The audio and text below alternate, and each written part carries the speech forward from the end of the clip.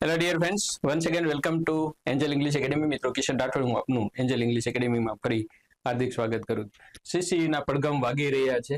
CC ટૂંક સમયમાં આવી રહી છે, તો ભલે આવી જાતી, બીજું શું. ઓકે, આપણે શું કરશું, આપણે એના માટેની એડવાન્સ બેસ્ટ પ્રિપેરેશન કરી લઈએ. સીસી આવે, સીસી નો બાપ આવે, we don't have to bother. આપણે કોઈ ચિંતા કરવાની જરૂર નથી. એટલે એડવાન્સ પ્રિપેરેશન એના માટેનું પગથિયું પહેલું, બીજું, ત્રીજું, ચોથું, એમાંથી પહેલું પગથિયું એ મિત્રો કે ઇંગ્લિશમાં PYQs તૈયાર કરી નાખો બધાય. પહેલા કયા PYQs કરો? જે CCE ની 2024 લેવાયેલી પરીક્ષાના PYQs નું બુકો બોલાવી દો. એનાથી શું ફાયદો થશે? એનાથી ફાયદો એ થશે કે તમને એક આખી સિસ્ટમ રોડ મેપ મળશે. સિલેબસમાં થોડોક ફેરફાર છે.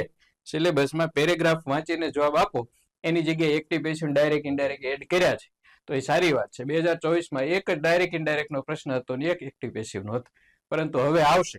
એટલે આ PYQs 2024 CCE ના તમારે ડાયરેક્ટ ઇનડાયરેક્ટ એક્ટિવ પેસિવમાં કામ નહીં લાગે. એના માટે અન્ય પરીક્ષાઓના કરવા. અને સાહેબ ગેરંટી છે કે એમાં થોડા ફેરફારો સાથે જ તમને પૂછશે. ઓકે, આ પેપર છે આપણું 17/4/2024 રોજ લેવાયેલ, શિફ્ટ પહેલી એટલે 9 થી 10. ઓકે, અને એમાં ટોટલ ઇંગ્લિશના 17 પ્રશ્નો હતા. એમાં 13 પ્રશ્નો ગ્રામરના અને 4 પ્રશ્નો છે કોમ્પ્રિહેન્શનના. એ કોમ્પ્રિહેન્શન માંથી ફરી પાછા અમે 3 તો લીધા છે, કારણ કે 3 પ્રશ્નો એ સિનોનિમ્સ અને એન્ટોનિમના હશે એટલા માટે. ઓકે, ચાલો ક્વેશ્ચન નંબર ફર્સ્ટ. આ જોઈ લઈએ પહેલા, ફૂલ એપ્લિકેશન સાથે તમને મળતા ફાયદાઓ વિડીયો. હવે પ્રશ્ન નંબર ફર્સ્ટ. જ્યારે મિત્રો તમે ABCD આવા 4 ઓપ્શન જોવો છો ત્યારે શું ધ્યાનમાં રાખશો? સિમ્પલ વસ્તુ કે આખો પેરેગ્રાફ સૂચના વાંચવા ન જાઓ, કારણ કે ખબર જ છે કે એમાં શું કરવાનું છે. એમાં પેરેગ્રાફ વાંચીને ABCD પ્રમાણે ગોઠવવાના છે, ક્રમબદ્ધ અને લોજિકલ. તો આમાં એવી સૂચના હોય છે બધી. Okay, so it is not relevant to us. Come to point directly. Arjun જેવું બનવાનું છે કે જેને સીધી માત્ર આંખ જ દેખાતી હોય. તમને પણ અહીંયા આંખ જ દેખાવી જોઈએ. હવે આમાં ટ્રીક કઈ છે? ABCD ગોઠવવા માટેની ટ્રીક કઈ છે? સૌથી પહેલા જુઓ પ્રોનાઉન્સ. પ્રોનાઉન્સ એટલે સર્વનામો. જો I, we, you નહીં. he ના બધાય, she ના બધાય, it ના બધાય અને they. એ જો શરૂઆતમાં આવતા હોય તો એ અન્ય આપેલા નામ માટે હોય. તે પ્રોવાઈડ રો મટીરિયલ્સ એટલે they થી વાક્ય ચાલુ ન થાય, એથી ચાલુ થાય છે. એ give. બીજું and provide raw materials that થી પૂરું ન થાય. Okay, B and raise living standards. તો એ એન્ડ થી આવી રીતે સીધું વાક્ય ચાલુ ન થાય, બી થી શરૂ થતું નથી. Okay, forest are important economical because એમ કરીને છે. ઓકે, તો સી થી વાક્ય ચાલુ થાય મિત્રો, કારણ કે સી ની અંદર ફોરેસ્ટ એટલે કે એનો પરિચય આપ્યો છે, પરિચય છે અને વર્બ પણ છે. તો સી થી શરૂ કરીએ તો forest are important economically because ધ્યેય. પછી ફોરેસ્ટ માટે સર્વનામ આવી ગયું ધ્યેય, એટલે કે સી પ્લસ એ સેટ થયું. Forest are important economically because they provide raw materials that support. that support એટલે કોણ? raw materials, nations economic development and raise living standards. yes, so in this way D is the correct answer. clear? એકદમ. next, ચાલો એ select the most appropriate synonyms. Okay, સમાનાર્થી લેવાનો છે કોનો? આર્ડન્ટ નો. આર્ડન્ટ એટલે એકદમ પ્રખર, અથવા તો શું કહેવાય, સળગતું,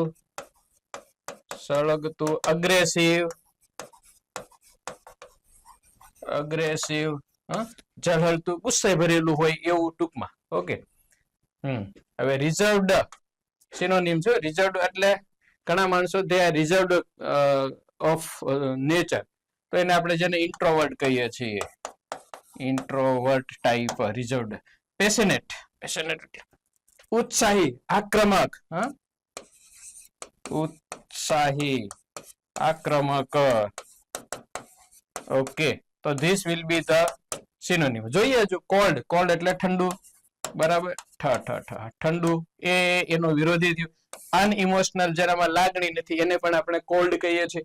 તો રિઝર્વડ કોલ્ડ અને અનઇમોશનલ આ બધા છે એકબીજાના સમાનાર્થી છે. બી છે એ આર્ડન્ટ નું સમાનાર્થી છે. Okay clear. ચાલો નેક્સ્ટ ભાષાંતર છે. How would life be without stress. સરસ પ્રશ્ન છે કે સ્ટ્રેસ વગરની જિંદગી કેવી હોય. ન સારી હોય સર. સ્ટ્રેસ તો લાઈફમાં જોઈએ જ. જીવનમાં તાણ કેવી હશે. તાણ વિનાનું જીવન જીવવું જોઈએ હોય તો ક્યારે હોય અંદર શુડ હોય તો how should be. How would ની જગ્યાએ જો શુડ હોત તો આપણે જોઈએ વાળું લઈ શકીએ.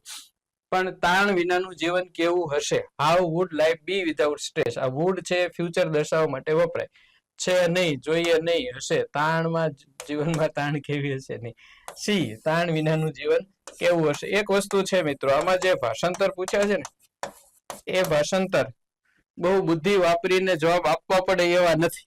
આપણે આ પેરેગ્રાફમાં આ પેપરમાં જોશું.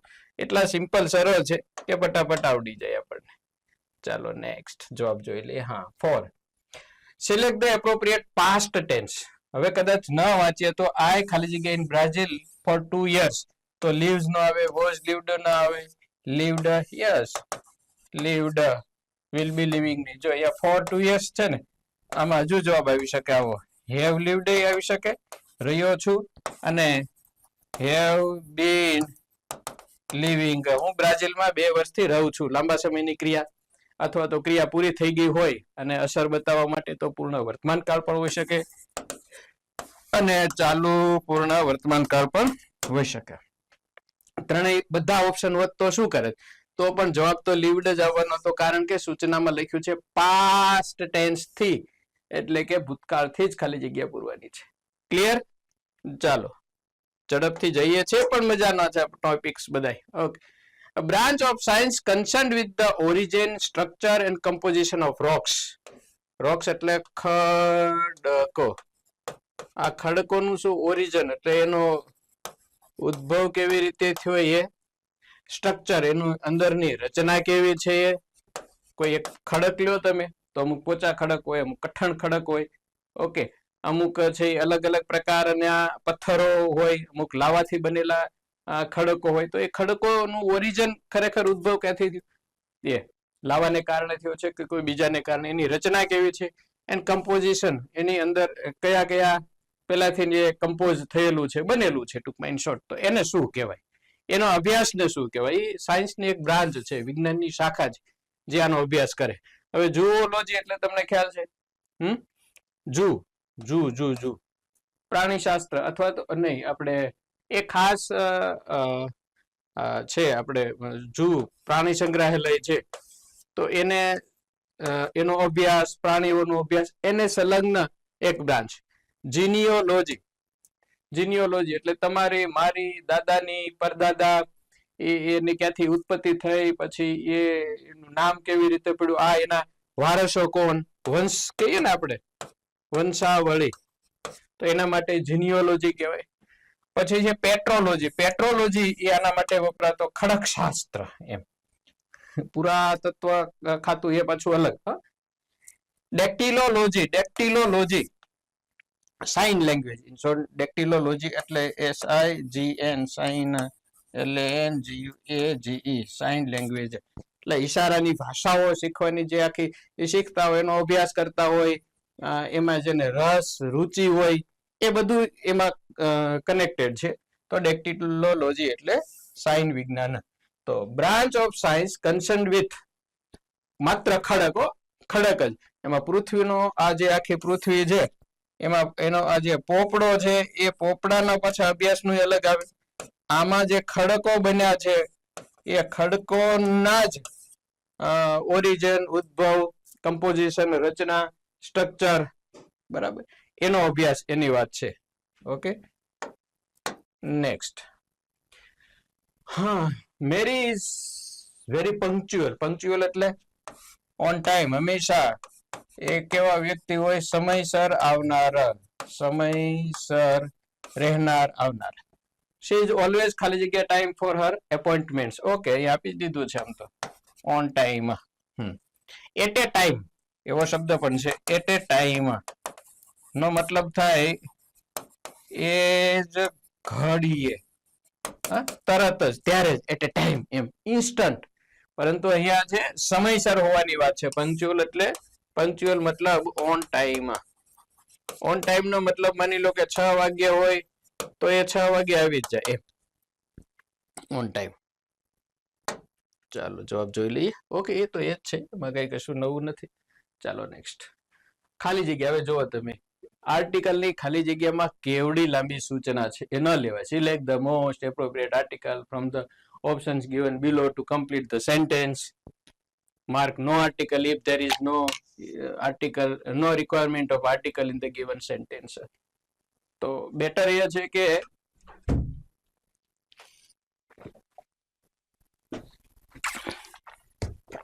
પરીક્ષામાં જ્યારે આ વાક્ય આવે છે એ સમયે ડાયરેક્ટ તમે શું કરશો?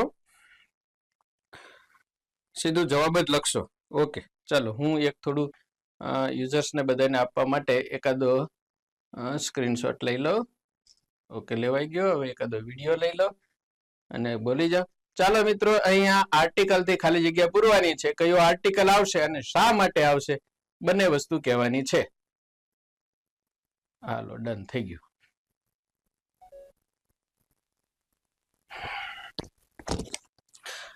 A N the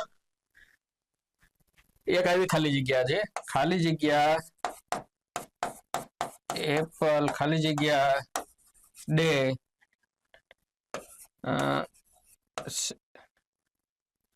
save Apple તો મેં લખી નાખ્યો.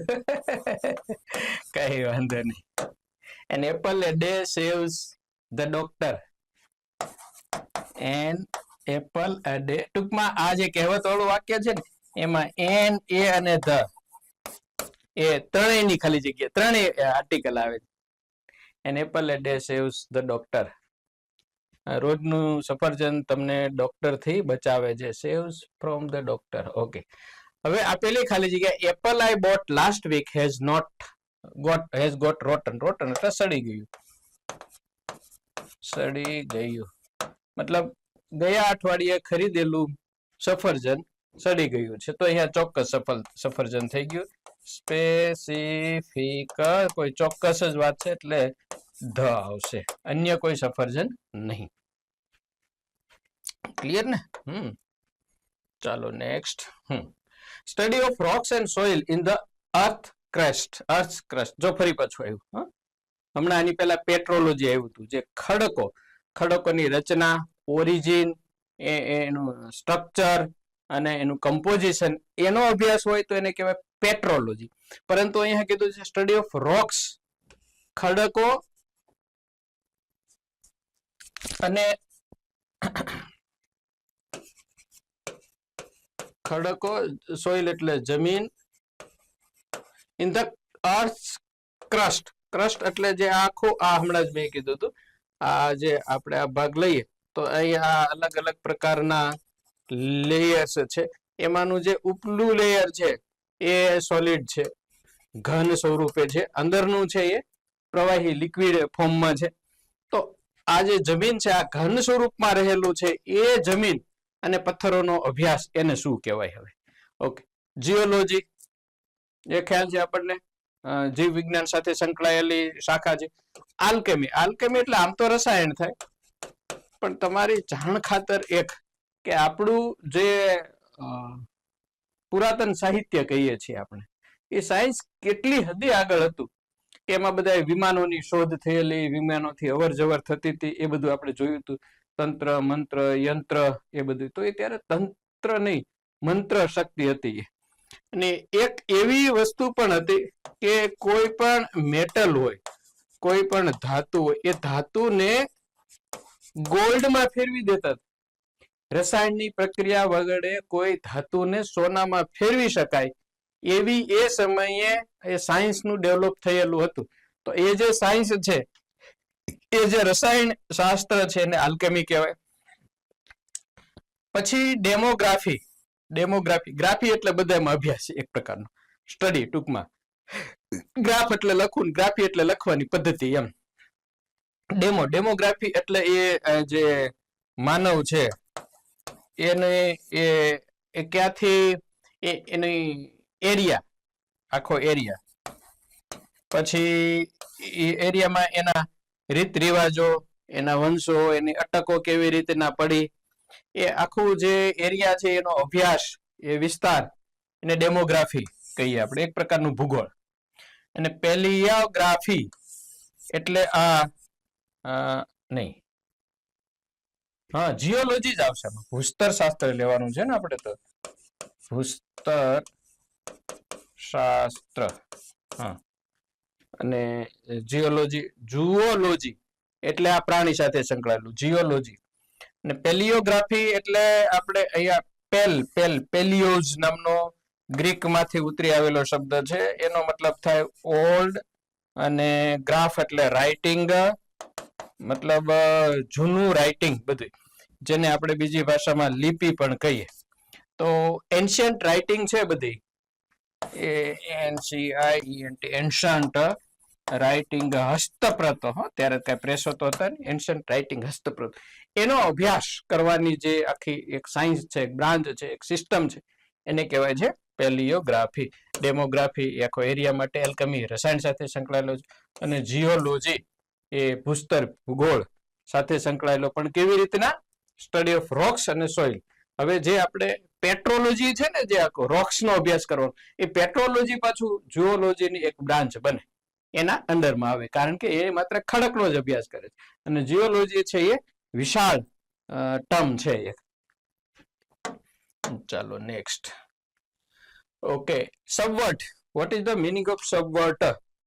સબવર્ટ સર, સબવર્ટ એટલે નથી ખબર. ઓકે, આ અહીંયા છે, અહીંથી આપણે એક આમ તરફ જઈએ અને એક આમ તરફ જઈએ. આ અપ સાઈડ, ઉપરની તરફ, અને આ છે એ ડાઉન સાઈડ, નીચે તરફ. તો ઉપર તરફ જવું, હવે કયા અર્થમાં ઉપર તરફ જવું? કોઈ વ્યક્તિ પોતાના લાઈફમાં કોઈ વસ્તુ છે એનું સબવર્ઝન કરે છે. સબવર્ટ એનું પાછું નાઉન થશે સબવર્જન. ઓકે, તો ઉપર તરફની ગતિ, ઉપર તરફની ગતિ. ઓકે, નહીં, ક્યાં ભૂલ કરી ગયો? સિનોનિમ્સ લેવાનો છે કા? સમાનાર્થી. સોરી, સબ છે, અપ નહીં, સબ. ડાઉન તરફ, ડાઉન. સબ નીચે તરફ, ટૂંકમાં ઉપર નહીં, નીચે. સબવર્જન ગતિ ખરી, પણ નીચે તરફ, અપ નહીં. કારણ કે એલિવેટ, એનહાન્સ, ઇમ્પ્રુવ, આ બધાની એલિવેટ ઉપરથી એલિવેશન. ઓકે, એન્હાન્સમેન્ટ વિસ્તરણ કરવું, ઇમ્પ્રુવ સુધારો કરવો, આ ત્રણેયનો મતલબ છે અપસાઇડ, ઉપર સાઈડ. અને ડીગ્રેડ, ગ્રેડ ને ડાઉન કરવું, ડિગ્રેડેશન, એના ઉપરથી શબ્દ બન્યો ડિગ્રેડેશન, ઘટાડો. તો સબવર્ટ એટલે પણ ઘટાડો કરવો, થવો, વગેરે. તો સમાનાર્થી થશે સબવર્ટ નું ડિગ્રેડ. ભૂલાઈ ગયું થોડુંક, ચલતા રહેતા હે. 10. માય હાઉસ ઇઝ ખાલી જગ્યા the street from the mall. Simple છે. અહીંયા આ બાજુ તમારો મોલ છે ને આ બાજુ અહીંયા શેરી છે. તો અહીંયા તમારું આ મોલ, MALL, અને અહીંયા તમારું હાઉસ છે ને અહીંયા રોડ નીકળે છે અથવા તો સ્ટ્રીટ છે. તો ક્યાં હોય? સ્ટ્રીટના કાં તો ખૂણે હોય, at the end of the street હોઈ શકે, પરંતુ અહીંયા સામે કિનારે, અક્રોસ. માય હાઉસ ઇઝ ખાલી જગ્યા સ્ટ્રેટ ફ્રોમ, કારણ કે ફ્રોમ ધ મોલ લખ્યું છે, મોલ થી, સ્ટ્રીટ ની સામે કિનારે. એમ ઇન્ટુ ની, થ્રુ ની, બાય પણ નહીં, એક્રોસ, સામે કાંઠે, સામે કિનારે. ચાલો 10. ફરી પાછું ABCD વાળું આવ્યું છે. તો ABCD વાળું છે, સૂચના નથી વાંચવાની, ડાયરેક્ટ ટોપિક ઉપર આવી જવાનું છે. Growth in wheat, government efforts and complicate, adverse weather could limit. તો આમ જોવા જાવ તો મને તો સીધું મળી જાય કે આ કુડ વર્બ અહીંયા છે, તો વર્બ વાળું આગળ આવે. પરંતુ આપણે જોઈએ system. Growth in wheat production, આનાથી ને વાક્ય આગળ ચાલુ થઈ શકે. કારણ કે ઘઉંના પ્રોડક્શનમાં ઉત્પાદનમાં વૃદ્ધિ, આનાથી આવું વાક્ય હોઈ શકે. Government efforts to build stocks, આનાથી ને વાક્ય ચાલુ થઈ શકે. સ્ટોક જાળવી રાખવા માટે સરકારના પ્રયત્નો. એન્ડ કોમ્પ્લિકેટ ધ, હવે એન્ડ થી ચાલુ ન થાય ને સી થી ચાલુ નહીં થાય ને સી થી પૂરું નહીં થાય એવું નથી. The adverse weather could limit, એ થી શરૂ થતું એવું છે જ નહીં. બી થી શરૂ થઈ શકે તો બી પછી C. Government efforts to build stocks and complicate the growth in wheat production adverse weather, તો વાક્યનો અંત નથી સરખો થતો. હવે આપણે ડી થી શરૂ કરીએ. એડવર્સ વેધર કુડ લિમિટ, પ્રતિકૂળ વાતાવરણ છે એ મર્યાદા બાંધી શકે. કુડ લિમિટ, શું લિમિટ પછી શું એમ. સી અને એ, પેલા એ વાળું ઉપર છે તો એ લઈએ. Could limit growth in with production and complicate the government efforts to build the stocks, તો એ વાળું જે છે એ સેટ થાય છે. આપણે બી વાળું જોઈએ કે adverse weather could limit and complicate the growth in with production, ત્યાં સુધી તો ચાલ્યું. જો એડવર્સ વેધર કુડ લિમિટ, પ્રતિકૂળ વાતાવરણ લિમિટ બાંધી શકે છે, કરી શકે છે, લિમિટ મર્યાદા કરી શકે, લિમિટ. એન્ડ કોમ્પ્લિકેટ, અને કોમ્પ્લિકેટ પણ કરી શકે the government efforts to build the stocks, sorry growth in wheat production, વીટના પ્રોડક્શનમાં, ઘઉંના ઉત્પાદનમાં પ્રતિકૂળ વાતાવરણ છે મર્યાદા લાવી શકે અને એને કોમ્પ્લિકેટ બનાવી શકે. પણ પછીનું વાક્ય છેલ્લું પ્રોડક્શન ગવર્મેન્ટ એફર્ટ્સ, ત્યાં સેટ થતું નથી. અધરવાઇઝ ડીસી એ બી પણ સેટ થતા હતા. એવા 3-4 પેપર્સ એવા છે અને લગભગ 7-8 આવા એબીસીડી વાળા ગોઠવવાના એવા છે કે એ આપેલા જવાબ સિવાય અન્ય રીતે ગોઠવી શકાતા હોય, પરંતુ એ વિકલ્પમાં ન હોય એટલે આપણે એને નથી લેતા હોતા. ચાલો 11, આજે 4 કલાક વીજળી ન આવી, લાઇટ નથી તો ધેર ઇઝ નો ઇલેક્ટ્રિસિટી. વાતાવરણ ઠંડુ છે તો એટમોસ્ફિયર ઇઝ કોલ્ડ, પણ આકાશમાં વાદળા છે તો there are clouds in the sky. રજા છે, ટુડે ઇઝ હોલિડે અથવા ધેર ઇઝ હોલિડે, એમ ત્યારથી વાક્ય ચાલુ થાય. આજે 4 કલાક વીજળી ન આવી તો today his was electricity, his was એવું થોડું આવે. Today the electricity, today the was today there was no electricity for hours, there no electricity for 4 hours. આમ તો આમાં જોઈને ખબર પડી જાય એવી જ હતી. ટુડે, આમ તો ખરેખર કોમા આપવા જોઈએ નથી. there was no electricity for 4 hours, 4 કલાક સુધી વીજળી ન હતી કે ન આવી. બરાબર. 13 ગુજરાતી અનુવાદ શોધી લઈએ ભાઈ. I dreamt continually of going to England. I dreamed એટલે હું સ્વપ્ન જોતો જોતી મને સ્વપ્નો આવતા.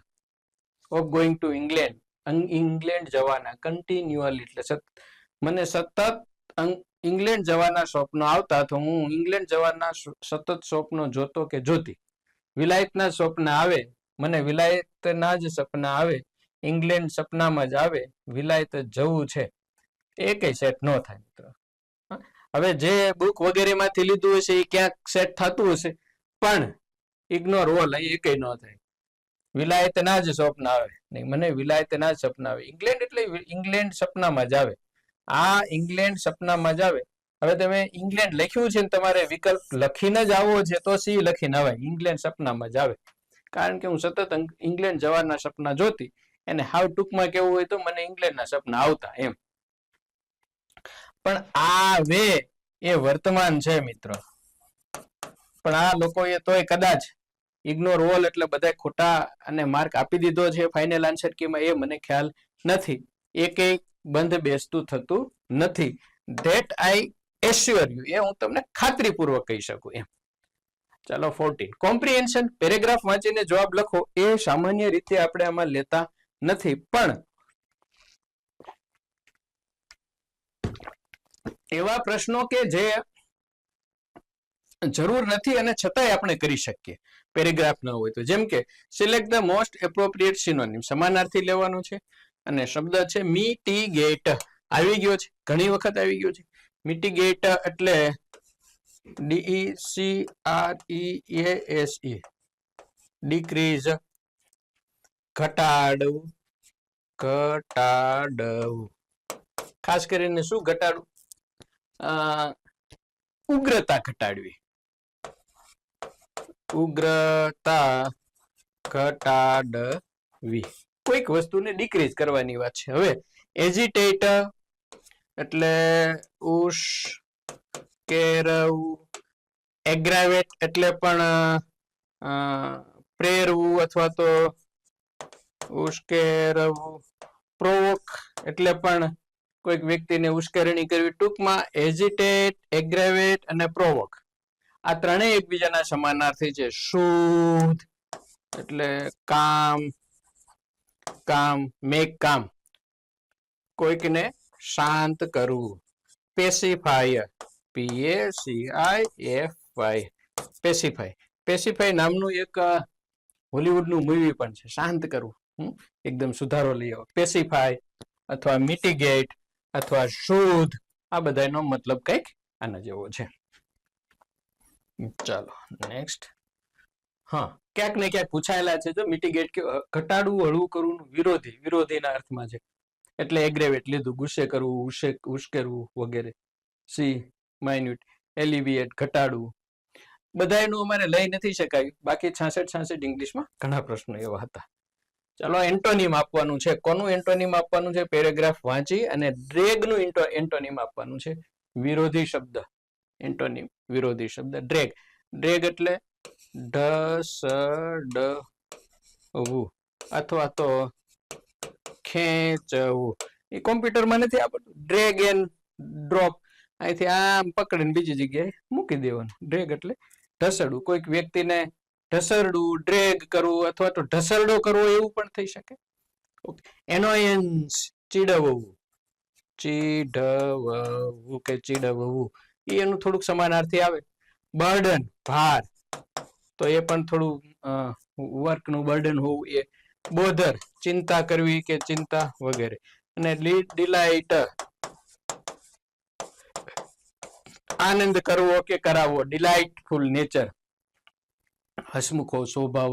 તો એન્ટોનિમ ડ્રેગ એટલે ઢસરડો, તો એ એનોયન્સ, બર્ડન એટલે ઢસરડો, બોધરે એનું થાય થોડુંક ડિલાઇટ, કોઈ કામમાં બર્ડન લેવું એની જગ્યાએ આનંદ કરવો, મજા લેવી. તો ધેટ ઇઝ ધ, એ પેરેગ્રાફના આધારે છે, પરંતુ તેમ છતાં પેરેગ્રાફ નથી આપેલો, તેમ છતાં આનો જવાબ આપણે લખી શકીએ. અને this is the answer. Okay, 16મો પ્રશ્ન. ટેન્જીબલ. ઓકે, શું લીધો છે? Synonym of tangible. હું એમ કહું કે you are tangible, I am tangible. તમે ટેન્જીબલ છો, હું પણ ટેન્જીબલ છું. ટેન્જીબલ એટલે કેવું? દેખાય તેવું.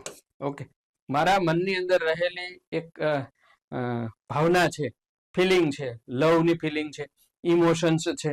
ઓકે, ઓનેસ્ટી છે, પ્રામાણિકતા છે. તો એ વસ્તુ ક્યાંય દેખાતી નથી, કારણ કે એ બધી વસ્તુઓ અમૂર્ત છે, અમૂર્ત. અને ટેન્જીબલ એટલે મૂર્ત, ટૂંકમાં દ્રશ્યમાન, ટૂંકમાં દેખાય તેવું. હવે જો વર્ચ્યુઅલ એટલે કેવું થયું? વર્ચ્યુઅલ એટલે વાસ્તવિક નહીં. વર્ચ્યુઅલ એટલે આભાસી, જે દેખાતું નથી, આભાસી. અનરિયલ અવાસ્તવિક, અવાસ્તવિક. નોટિસેબલ મતલબ દેખાય તેવું. અને એબ્સ્ટ્રેક્ટ એટલે પણ આભાસી. તો દેખાય તેવું ટેન્જીબલ અગાઉ પૂછાયેલો છે મિત્રો, 66 બુકમાં આપેલો છે. Tangible, noticeable. નોટિસેબલ નો સ્પેલિંગ જોઈ લીધો, બે રીતે ચાલે છે. નોટિસ આખો સ્પેલિંગ લેવાનો છે, NOTICN, પછી એબલ લગાડ્યો છે. હવે અમુક વસ્તુઓને ધ્યાનમાં રાખીને ચાલ્યું. હા, સિનોનિમ અનરિયલ નો આવે. અનરિયલ નહીં હો, સિનોનિમ છે ને એ ભૂલથી થઈ ગયું છે. ઠીક, સાચો જવાબ ટેન્જીબલ એટલે મૂર્ત, જોઈ શકાય તેવો એટલે નોટિસેબલ. વર્ચ્યુઅલ, અનરિયલ અને એબ્સ્ટ્રેક્ટ, એ ત્રણેય એકબીજાના સમાનાર્થી છે. ચાલો next. Subscribe, like, comment and share. Okay, તો આ હતું મિત્રો, કયું પેપર હતું આપણું? 9 થી 10 shift 1 and it was solved.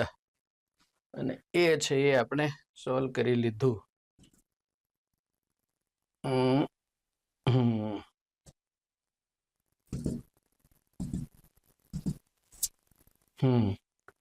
છેલ્લું આવી ગયું ને, કેટલા હતા?